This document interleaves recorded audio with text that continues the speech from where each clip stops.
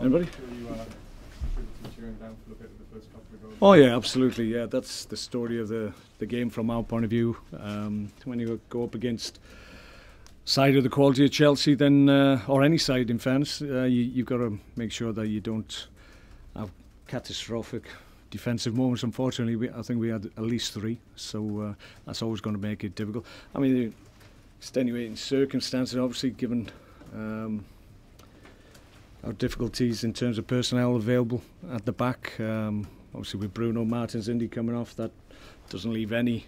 Well, we've got one, Kurt Zouma, who's fitting well, but the rest of them at senior level are all injured and out, so we could struggle again next week. So that's the difficulty that we had to deal with today. But for the most part, I thought we picked ourselves up. We made the worst start possible, obviously, after I think about a minute and a half, and conceding so early was always going to make it difficult for us. But I thought we were good value in the first half. I thought we were very much in the game.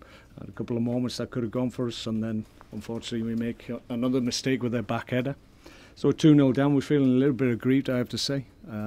Second half, Chelsea do what they do. They're very much a reflection of their manager in terms of managing games. They were quite happy at 2-0, and we kept on going, kept on being in the game. I think maybe the management of the game could have been asked questions of, certainly by the referee. I think he allowed them just to stop the game and stop our momentum, and clearly he's made a call in terms of Alonso, who could very well have been sent off.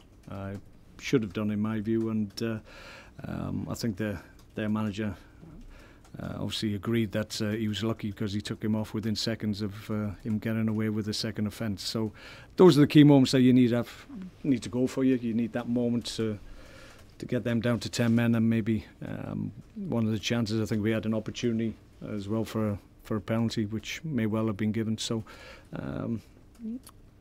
like I said, up to about 70-75 minutes before we lost Bruno Martins Indy, I think we were very much in the game, still knocking on the door, trying to get back into the game. But clearly the last 2 goals have embellished the result in terms of Chelsea's failure. But I thought overall we did okay given the circumstances that we found ourselves in terms of selection.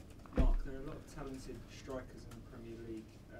How do you rate what you saw from Alvaro? Well, if you look at him in terms of his chance conversion, I think Chelsea had about 7 shots on target, and he scored 3 of them, and they scored 4 out of the 7. We had 13 and didn't score any of them. So I think probably those stats give you a true reflection of the game itself rather than the actual scoreline. So, but he's a top quality striker, clearly. I don't know how much they paid for him, 50-60 million, was it, something like that? So you expect that level of expertise if you're spending that kind of money. What's the extent of the Bruno injury? He's done his groin. It could be a week to 10 days, I think. Were there any of the other players at all, Mark? Were any of the other defenders players? No, Kevin Wimmer we hoped might be all right yesterday, but straight away it was quite clear he wasn't available. So as we stand, we've got Kurt Zouma back, obviously, for next week, but we're unsure about the rest of them, even for next week. Did the score flatter Chelsea, do you think? Yeah, I just said that. Yeah, I think at 2-0 we're very much in the game. I think they would have taken 2-0 towards the end of the game, but obviously once we were down to no centre backs, they were able to put a little bit of gloss onto the performance and result that they made. So it is what it is. So if we did okay up to a point, but you can't win Premier League games if you make catastrophic errors, unfortunately, and we made at least 3. Okay. A minute to the Mondays, just in the corridor. Okay.